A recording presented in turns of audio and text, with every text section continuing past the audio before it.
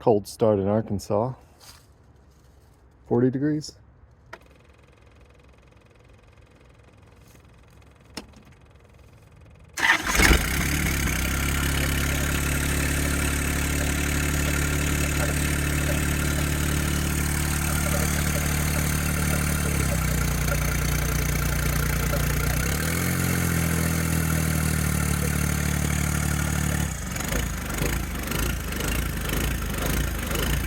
That sounds awesome.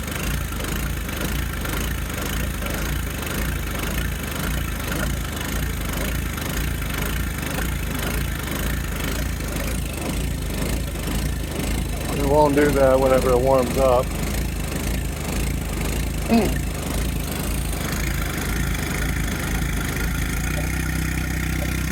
Didn't know it would look like that.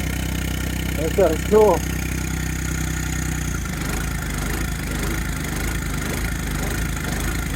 Interesting. It's starting to smooth out. You got everything warmed up.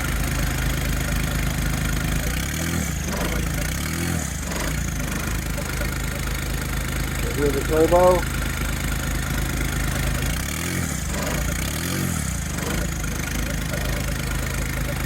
That's all running about a little over 1,000. So, enough of that. Actually, hopefully you can hear me. A little bit of testing today. Oh, maybe that's why. Whoops. I thought I had this turned off. Oh, okay. Shoot. Man, that was gonna be, I'm gonna be able to lope. Turn it off. That's enough fun. All right, so today, what we're doing is, if you're following the channel, you know we've got this is the 1025R 2018 model, and we've got a hydraulic cooler on it. And one of the tests I need to do is basically a stress test to see what kind of temperatures we can get. Now, the point of the larger cooler is to allow continuous run hydraulic implements on the front. So in order to do that, we will likely, especially in the summer on this tractor, need some additional cooling. What I'm going to do, I've got some work to do out in the woods. So this is going to be, rather than a tractor, it's going to be my ATV today.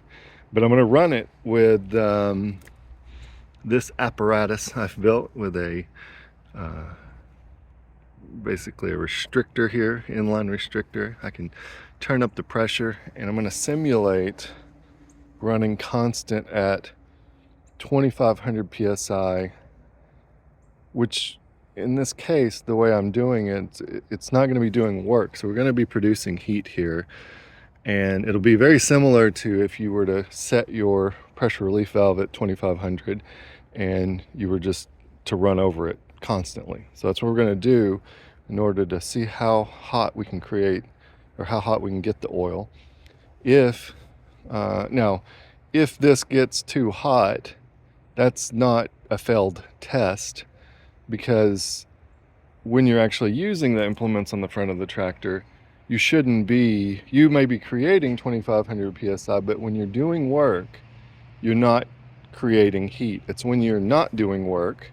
So if the motor is spinning, let's say we've got a flail mower in the front, the motor is spinning, even though it's using 2,500 psi to push it, it won't create near the heat that this is going to create, because this is creating a pressure drop, and it's not doing any work, and that's going to create heat. Now, of course, if you take 2,500 psi to run a flail mower and you run into some stuff like that, you're going to go over the pressure relief valve at some point, because as you hit something that slows it down, it's going to push it over the pressure relief valve, and then it'll recover, and back and forth, you know. But if you're only running, say, 2,000 psi, which is, on this tractor, I've got to actually set, well, the tractor is set to 2,750 right now. I'm going to run this at 2,500.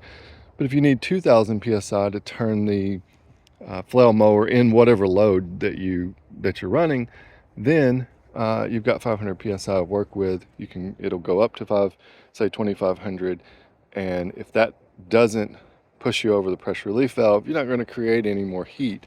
There will be some amount of heat created in the system naturally, but excessive heat will be created when the pressure relief valve is opened, essentially.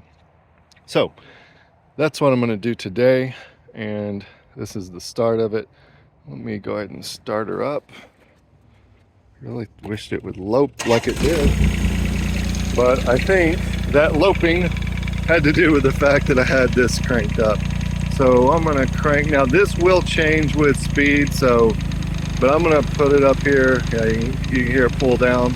So we're only at, say, back up. Right now we're only at roughly 1,000 RPMs. I usually have it about 1,200. I'm going to be running it at pretty high RPMs.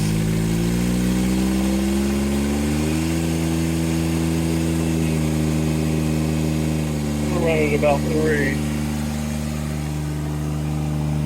You can see now I'm all the way up to 2,900 psi. I'm going to back it off to 2,500.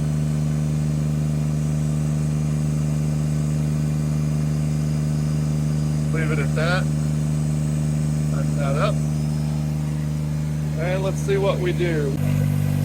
Alright, we were at 824. Got about 2,600 psi.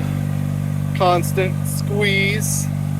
We were at 824, and now we're at 838. We are about 121. Ambient temp outside is 40 to 45, somewhere in there. So 15 minutes in, the constant 2,500 psi squeeze, and we're only at 120. I think that's pretty good. I was actually expecting it to be, well, I don't know what I was expecting. I thought probably at 15 minutes with that much squeeze would probably be at the 180, 190, or could be 180, 190, but I was hoping for 150, so 120.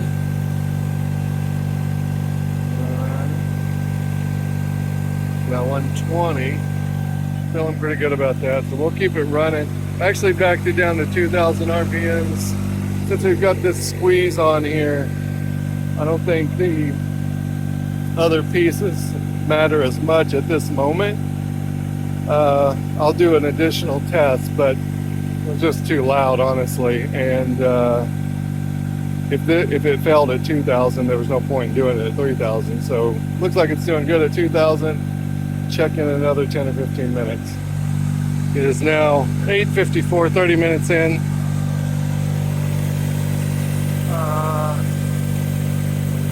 Still holding at 2,600 psi. So the increase in temp hasn't really changed the pressure on that. Let's do 130.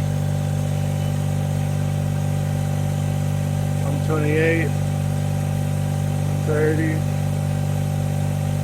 Oh, must be missing it.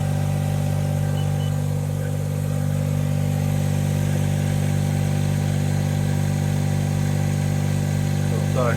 Can't do two things at once. Maybe as high as, say, 133. 134. That's 30 minutes in at a constant 2,500 psi. Let's see here. If I can.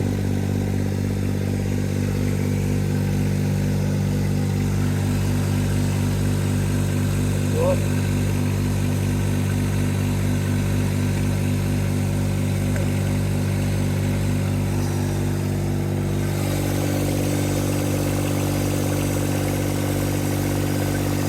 This is the inlet side. There's a noticeable difference between the two.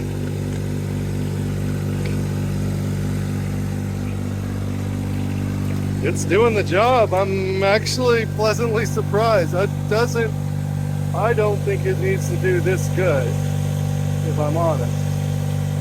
Because even though it's cool outside, when you put this constant squeeze on the fluid, that usually doesn't make a material difference whenever you're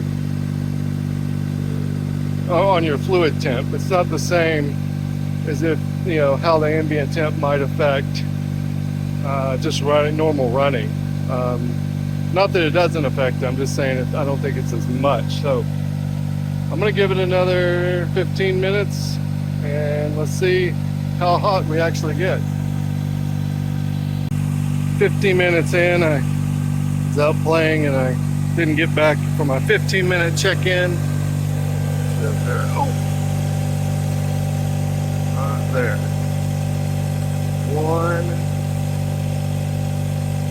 140 to 142, somewhere in that range. Still running 2550. See that? 2550, 2600 psi. So it's really 140 degrees is kind of, I think 120 is considered operating temp for the fluid if you're going to do testing on something. 140, pretty normal. Engine temp, not too bad. I mean, again, it's 40, I just looked at 44 degrees. And of course, we're not doing any kind of up and down engine stuff with 2,000, roughly 2,000 RPM.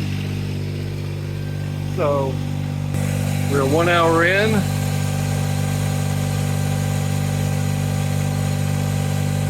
Ooh, all right.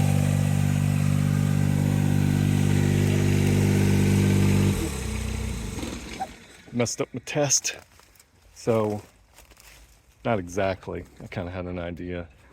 What I did inadvertently, you saw that last one's like 125 or something. When I was playing with the loader, I introduced a bunch of cool fluid that was in these lines and brought my temp back down, which is good for temp, bad for test. But at 50 minutes we are, what was it, 140-ish. That's pretty good. I'm pretty excited about that. I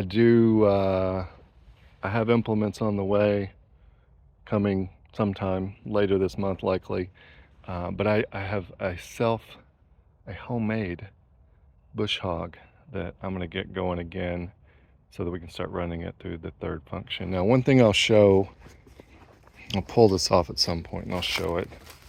But this line here, if you have the JD third function, actually, hang on. All right, so I took the end off here, and this is only the case on the 1 series. You can see there's a I didn't notice this before, but that's actually an O-ring face seal. I don't know if you can do this. I'll have to test this when I get home.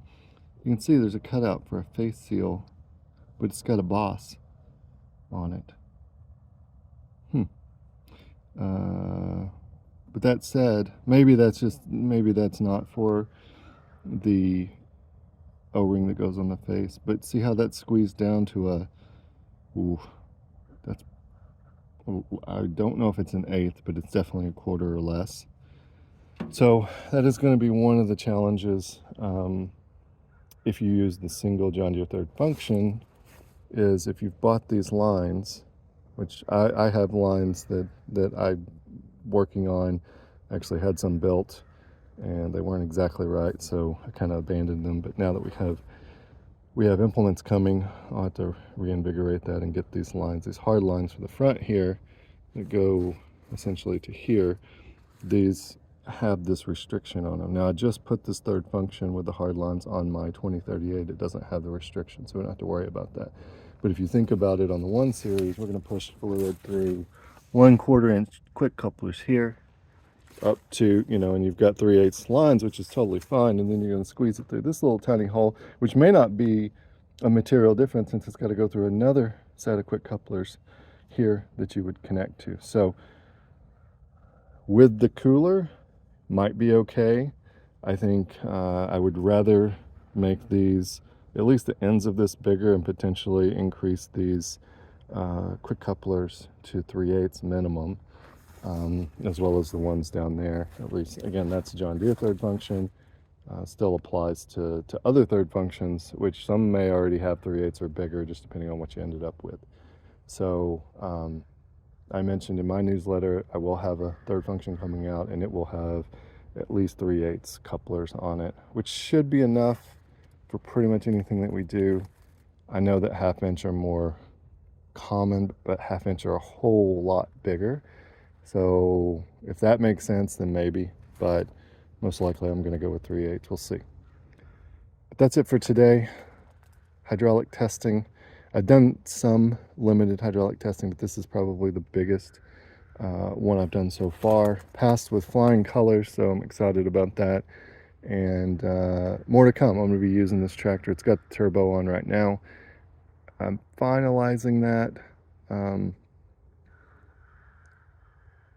Probably today or tomorrow I'll have the final design, and then I'll have to submit parts to engineering, drawings for the parts to engineering, so that they can start development. So I'm excited about that as well. Questions, comments, leave them below, and thanks for watching.